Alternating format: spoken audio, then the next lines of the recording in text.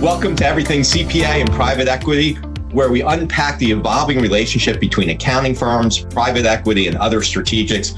I'm David Wolfskehl. And I'm Phil Whitman, and we've chatted with more than 150 private equity groups. We've actually closed over 40 transactions with those private equity groups, and we're bringing you firsthand insights from the front lines. And whether you're exploring your first deal, putting your toe in the water, refining your strategy, we're here to guide you with real stories, expert advice, actionable takeaways. Let's dive in.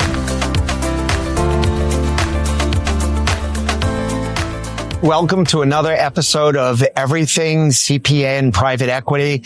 And I am so happy. I'm sitting out poolside in a cabana at the Aria in very warm and dry Las Vegas. And I'm so pleased today to be here with Amy Vetter. Amy is a rock star in our industry. And I said that intentionally. There's a lot of music going on in the background. So Amy is the CEO of the B3 Method Institute. And we're going to talk a little bit about the B3 Method Institute and what Amy does and how she works with CPA firms. We're going to talk about a topic that's very near and dear to me. We're going to talk about people. People in this era where everyone's talking not about people, they're talking about artificial intelligence. And so, Amy, welcome. Well, thank you. I'm glad to be here. Yes. And please feel free. If I should have introduced you and added something else, you might want to introduce yourself. How did the B3 Method Institute get started? Yeah. So my background is I'm a CPA. So I started as an auditor in Big Four. I actually started a CAS practice when there wasn't something called CAS. I just grew up in a family of small business owners, and I always thought being an accountant was to help. I always called it like the doctors that used to make house calls. Mm-hmm. I wanted to be that accountant. So the small businesses understood their books better and how they made operational decisions. So that's what I started. It was a fractional bookkeeping consulting CFO practice. I grew it. I became a partner in a CPA firm in South Florida. Eventually, at the same time, I was working with Intuit at the time, doing consulting work on the product. And I ended up writing their advanced certification, which a lot of people that were back in that time did not like that test because it was so hard. I was one of the people that wrote that test, but I was part of the trainers that would go around the 100 city tours with if you learn the new features of QuickBooks, you got a free disc of that license. Yeah, so you know what? I actually attended one of those Intuit things because you wanted your free software. I used to use Pro Series was what I used. I had a small tax practice, and one of the very interesting things. So we still use QuickBooks now. We're using QBO, but up in the cloud, wherever it is, right? But back in the day, what I ended up getting was lifetime complimentary payroll for my own business. Lifetime. I called him up one day. I said,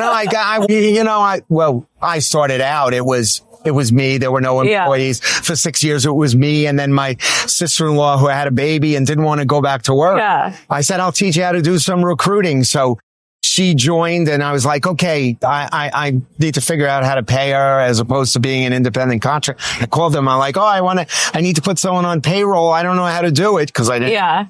And they said, oh my goodness, you got a great deal. You got lifetime complimentary payroll. So, but in any event, so you weren't in. So I was outside of Intuit at that time, but then eventually they ended up hiring me. I sold my business and I worked helping them, and it would be like top 100 firms, teaching them how to have a practice like I had, which was becoming CAS at the time. And then eventually led the accountant program at Intact, which is now Sage Intact. Yes. And then from there went to Xero, and I was in a global role with education and enablement all over the world for Xero. So learned a ton.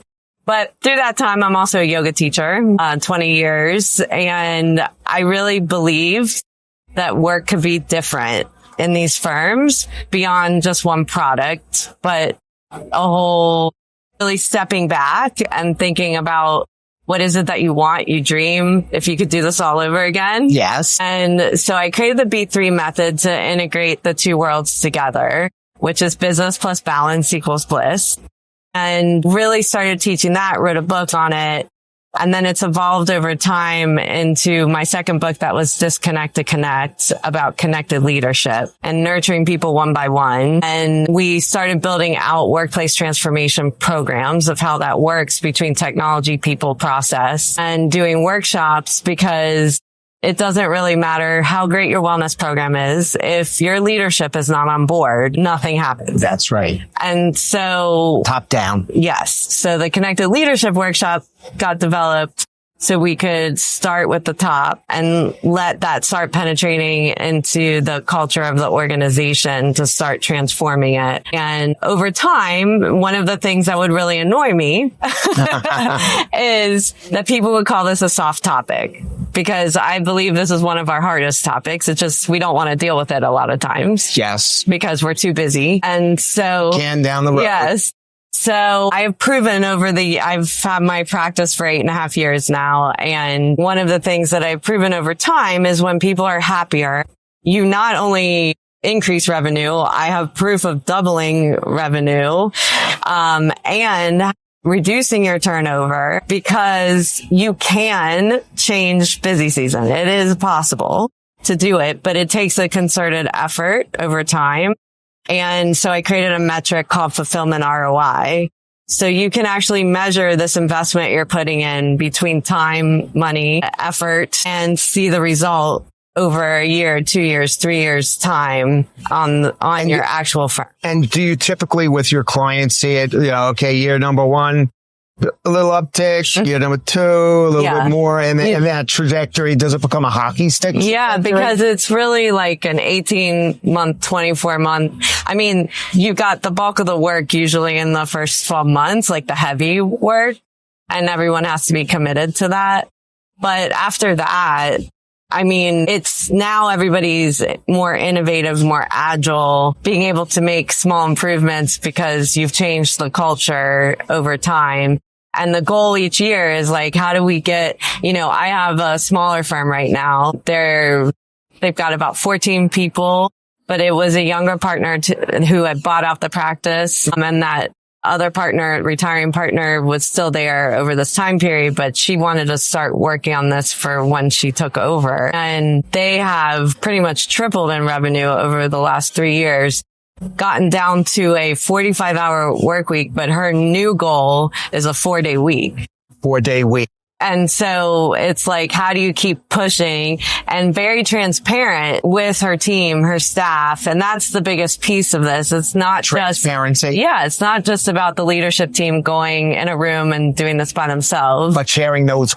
How do you bring everyone along with you and everyone's working toward it? Yes. How does everyone show that they care about the future and they're able to help create it? It's not just the leadership team trying to figure it out. Let's go back to your fulfillment ROI, because obviously, and I'm not going to use a term like a soft topic, because again, this is a very hard topic. It's very, very important, culture. And frequently when we're getting involved with firms, we do a lot of M&A. I say it's chemistry and culture, number one. I don't care how much money it is.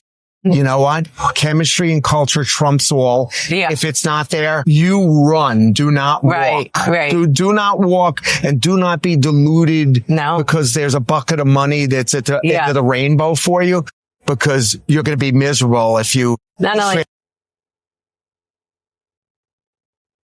becomes like a can. Yeah. And then how do you cut it out? Yeah.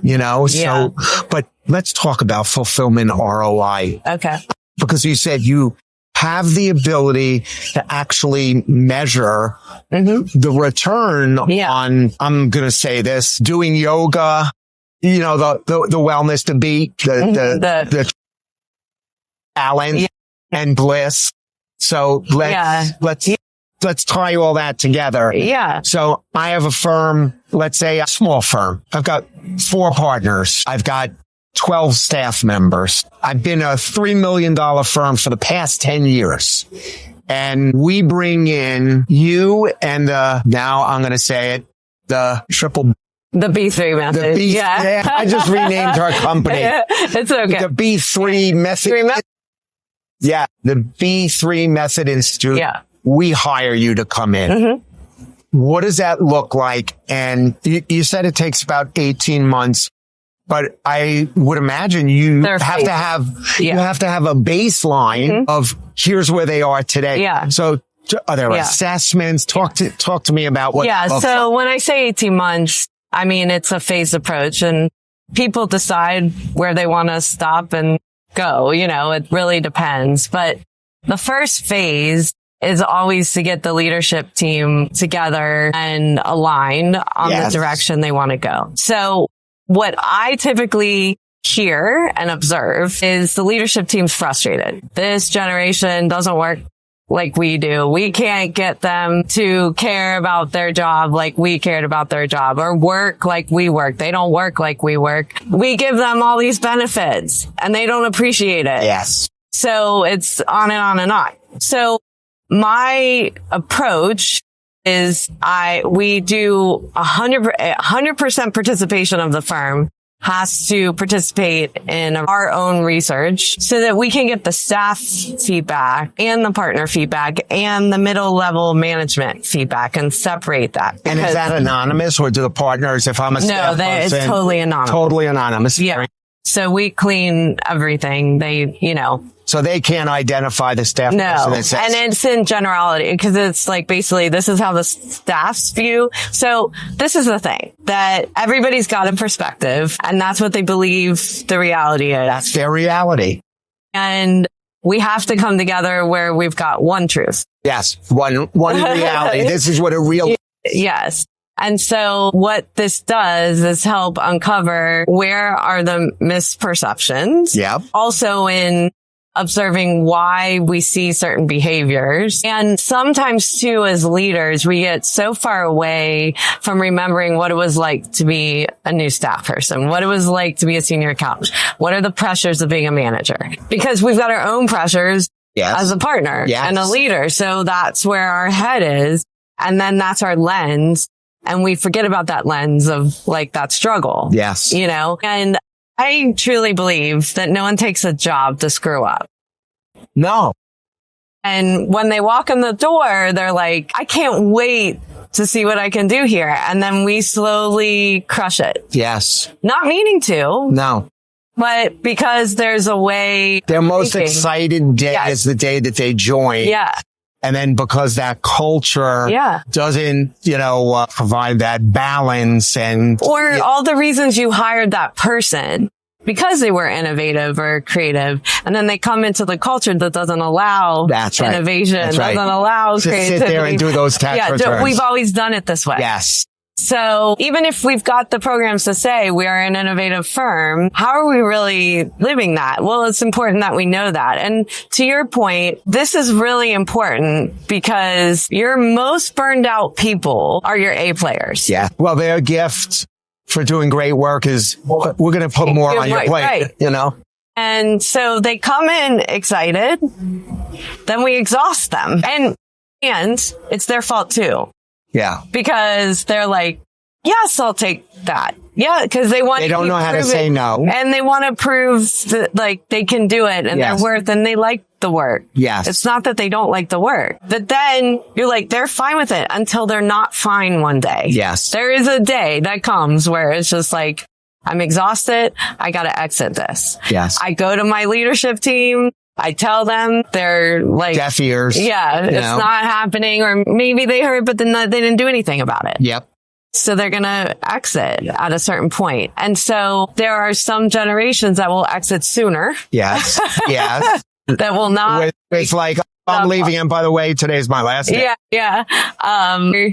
Younger, like, I'm a staff person. I'm just not going to put up with this culture. Which is why a lot of times in leadership, they're like, they don't get it.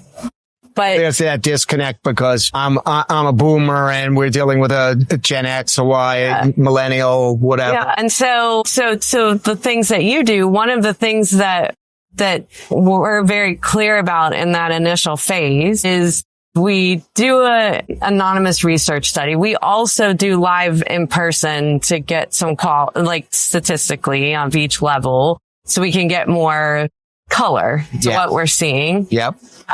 We come back and we give them the feedback. Where is it going well? Where is it not going so well? What would be your highest priorities to work on? But also, what does that mean time-wise to do that? What does that mean money-wise to do that? And a lot of them are looking at, should I take PE? Should I get acquired? Okay, let's look at what it would take to do this yourself. Yes. And what it really means to get acquired. And are you okay with that? And then let's compare it. Yes. And decide whether you're willing to make the effort or you just want out. Yes.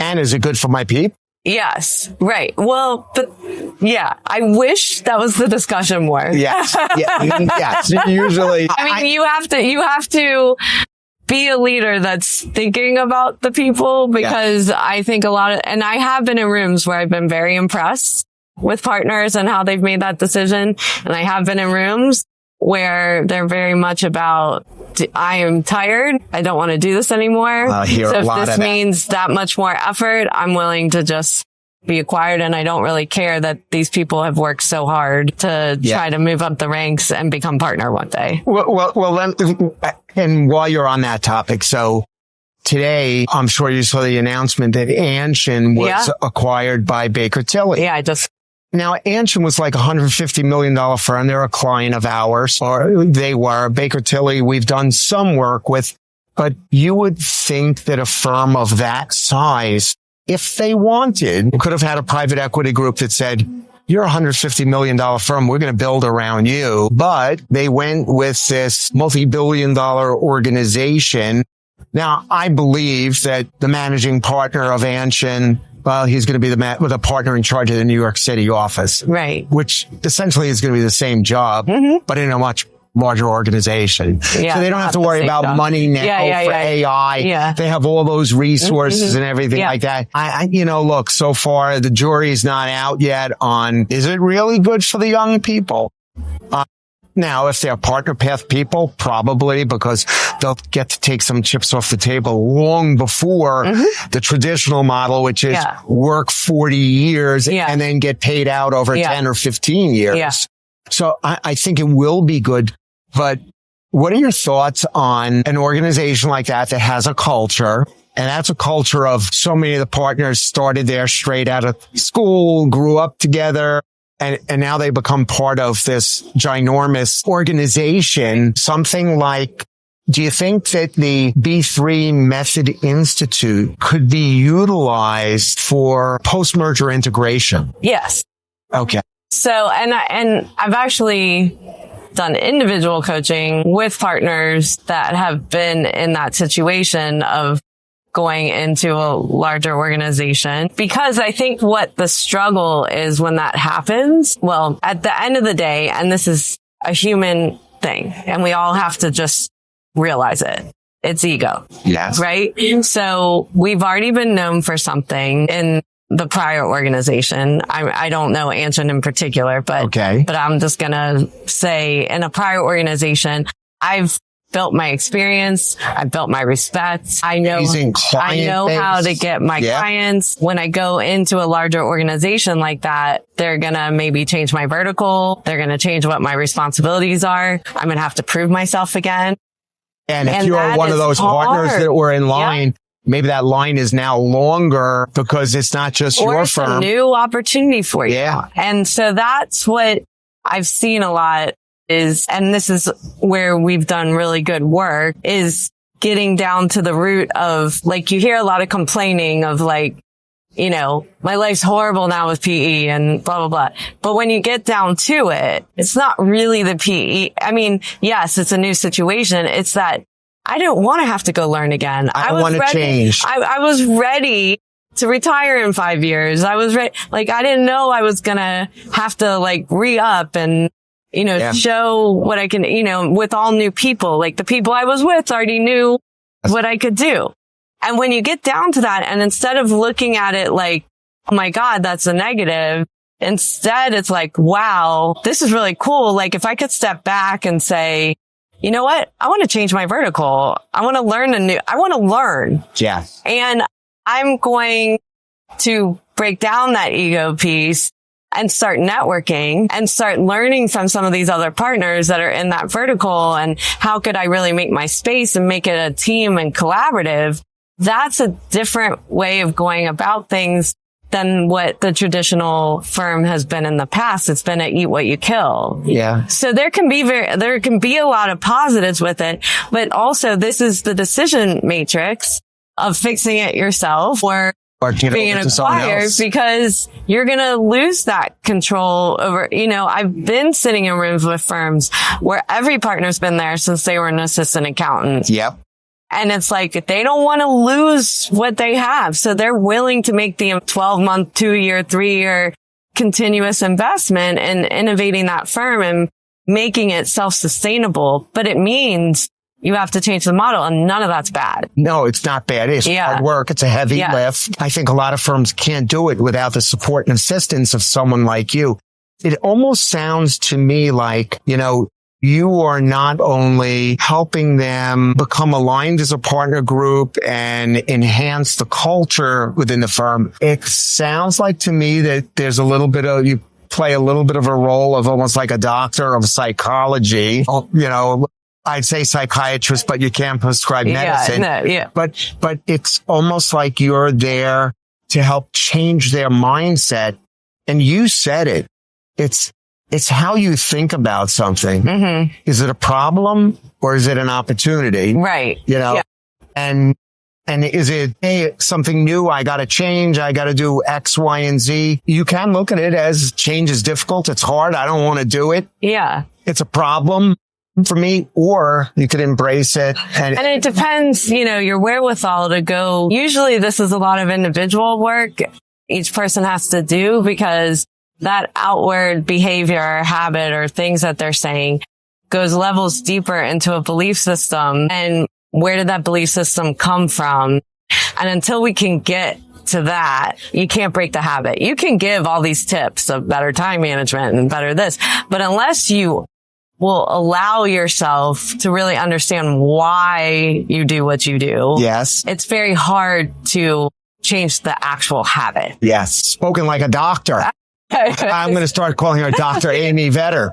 But Amy, as we wrap up, anything you'd like to share with our listenership that, would be valuable to them? And, could be a story, could be something you've seen, or anything you just like to share with our group. Yeah. I mean, I know this is possible. When I started this in 2018, everyone was like, no accountant's going to want to hear about mindfulness and how that's brought into a culture. And it's just not true. There's just a lot of people that are privately frustrated. So I would say speak up. Yes. Like, you can make a difference. And don't feel like because for 20 years you didn't speak up, that this isn't the time to say we need to do something to shift this. If you really care about it, it can happen. That's a wonderful thing. And what I'm going to leave our listeners with is, so when I used to be in the restaurant business, I used to say I love a customer that came up and complained to me because I could do something about it. Yeah. It was a customer that just quietly walked out, kept their bad experience themselves and just never came back. Yeah. And I liken that to the employee that doesn't say anything, or the partner that doesn't say anything and secretly says, okay, you know what? I gotta find somewhere else to go because this culture is not aligning with me. Yes. Yes. Yeah. Well, Amy, I can't thank you enough for being here and sharing your time. We've been with Amy Vetter here at the AICPA Engage Conference. We thank our listenership. If you like what you heard, like us, subscribe, tell a friend. We're here to educate you, and go out and have a wonderful day. And once again, Amy, thank you very much. Thank you. Thank you for tuning into Everything CPA and Private Equity. Every episode brings fresh insight. However, there's always more to talk about. Don't miss an episode. Subscribe wherever you watch podcasts. Have a question or topic you'd like us to cover? We'd love for you to reach out to us. Together, we will help you navigate this dynamic landscape so that we can help you achieve your goals. Until next time, keep making moves that matter. Thanks for listening, and we'll see you on the next episode.